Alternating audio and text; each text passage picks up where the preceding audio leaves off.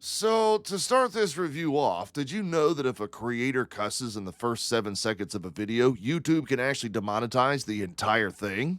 Well, now you do, and since 7 seconds have passed, I can say the following. Fuck Jason Blum. Fuck him in his stupid asshole for actually getting me excited for Five Nights at Freddy's 2. It jumped up a notch. It did, didn't it? This film stars folks like Matthew Lillard, Skeet Ulrich, Josh Hutcherson, McKenna Grace, and Elizabeth Lail, all actors and actresses I really like, all wrapped up in an adaptation of a video game that I played the hell out of. And even with that setup, what should have been a slam dunk of a film for someone like me, in traditional Blumhouse fashion, they found a way to fuck it up. And in this review that is most certainly going to skyrocket my blood pressure, we're going to go over why. Five Nights at Freddy's 2. Let's talk about it.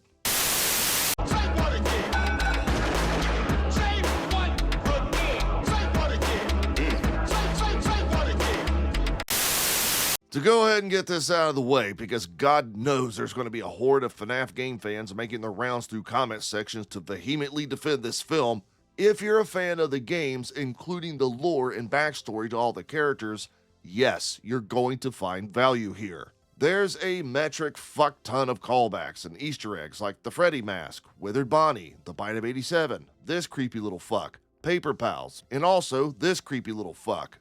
However, once you look beyond the fan service, what you're left with is a boring-ass plot that walks over already treaded ground from the first film. The performances are hammy at best and dog shit at worst, and this film probably has the most deceptive marketing campaign I've seen since Barbie. Oh yeah, get ready for a lot of that cheap shit. Anyway, so you know how Matthew Lillard, Skeet Ulrich, and McKenna Grace were slathered all over the marketing material like trailers, interviews, and red carpet photo shoots? Yeah, well, all three of those motherfuckers had maybe 5 minutes of screen time. Combined.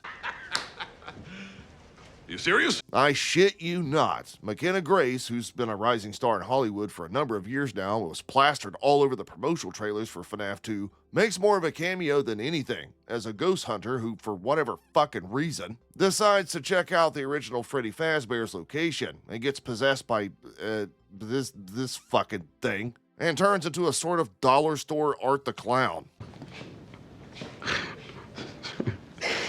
Really?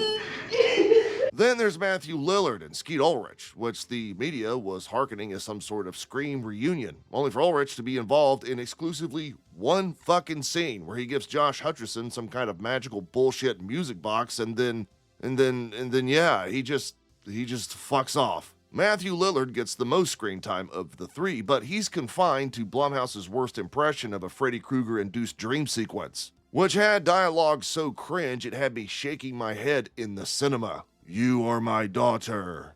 You have a purpose. You shall always be mine. Yes, those are real lines that are delivered exactly like that in this film. Leave it to Blumhouse to turn one of the most charismatic actors in horror into someone so wooden you could build a log cabin out of the motherfucker. Oh, come on! You sick of that shit yet? Don't worry, you will be, because that's the only type of scares you're gonna get in this damn film. Yeah, I'm well aware that's the scares that happen in the game, but here the suspense and tension leading up to those scares is completely gone. What we're left with is the same repetitive shit over and over and over again. Don't open that door, an animatronic will appear behind it when you close it. Don't walk down that corridor and look away, an animatronic will appear where you were just looking. Don't go into this film expecting it to be any different than the rest of Blumhouse's usual slop, because it won't be. It's the same cheap, contrived, jump scare bullshit, with no tension, no build-up. It just throws a bunch of crap in your face, hoping to get a reaction. I'm so sick of these people. You know, Oh, and when a kill does happen, don't expect much, because this film, like its predecessor, is rated PG-13, which means no blood, no gore, no upfront damage. Fuck. 100% of the kills either take place off screen or they're covered up in some capacity. And yeah, alright, I understand why. I know they're trying to appeal to the younger fan base, and for what it's worth, I guess this is a decent gateway horror film of sorts. It just sucks to get the cinematic equivalent of Blue Balls. Alright, that's the That's the last one, I promise. The narrative is all over the place too, introducing multiple story arcs and characterizations, but never really having them come full circle, which I gotta tell you is quite a feat considering this film pretty much does the exact same shit as the first one. A character facing their trauma through the use of dreams? Check. A pissed off kid using an animatronic to kill people? Check. This little asshole wandering off and getting into trouble? Check. The same stupid cab joke with the same stupid cab driver?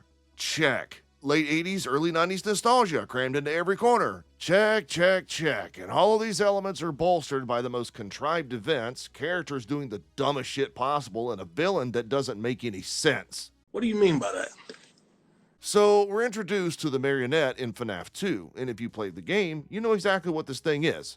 Except, instead of like the game where the marionette uses spirituality to control the animatronics, the film uses this bullshit wireless connection excuse as a reason to explain why different animatronics can be in different places at different times. How does this wireless connection work exactly? I got no fucking clue. How far can it reach? I mean, after all, we see one animatronic at a neighbor's house, one at the school, and one at a local Freddy Fazbear celebration, all within the same time frame. Yeah, it's just no fucking clue, but whatever internet service provider Freddy Fazbear uses, I need it. And I'm just assuming it's coming from Freddy Fazbear's because Josh Hutcherson stays behind at the original location, solving the complicated problem of just clicking the settings and turning off the wireless signal. Something Vanessa should have already done, but is too stupid to figure out apparently. Are you retarded? Speaking of the original location, how did Josh Hutcherson not know about it? He was just involved in a tragedy at one Fazbear spot. You'd think at some point somebody, anybody, would have mentioned that there was another one. Also, how far away is the original location? Abby somehow manages to get on her bike in the middle of the night and ride there, which makes Josh Hutcherson look even more stupid because it's gotta be somewhere reasonably close by, right? He's out of line, but he's right. To put it simply, just to get to the fucking point before I ramble on for a half hour, FNAF 2 was too busy worrying about fan service, expanding the lore, and setting up for a third film instead of focusing on telling a coherent, well-rounded story. With that being said, we happy? Say what again? Say what again? I dare you. I double dare you, motherfucker. No, I'm not happy. And the thing is, I should have been. This was the easiest layup Blumhouse could have had. You know, they had a built-in fan base. They had some goodwill from the success of the previous film. All they had to do was tell a decent story with some decent kills. And nope, just couldn't fucking do it. Anyway, I appreciate y'all for checking out my review. I'll talk to y'all later.